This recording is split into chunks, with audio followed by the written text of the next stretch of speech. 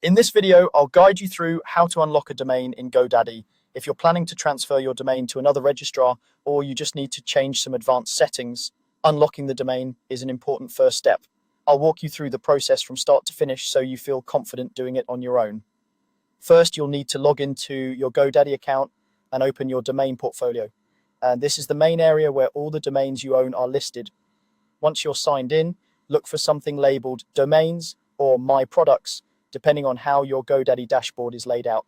Click into that, and you should see your domain portfolio page with a list of all your domains.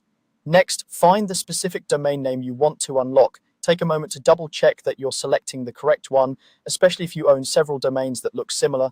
Click directly on that domain name to open the domain settings page. This page is where you control things like contact information, name servers, DNS records, and of course the lock status.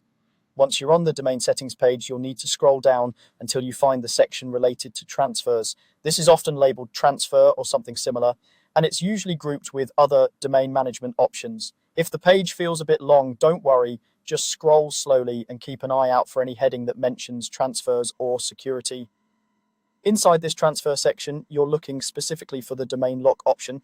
By default, most domains are locked. This lock is a security feature that helps prevent unauthorized or accidental transfers. When it's on, your domain can't be moved to another registrar. To unlock the domain, you'll see a toggle or switch next to domain lock. To proceed, simply switch the domain lock toggle to off. When you do this, GoDaddy may ask you to confirm your choice, since unlocking a domain can make it easier to transfer. Go ahead and confirm, and give it a moment to update. In some cases, you might see a short delay while the new status is applied.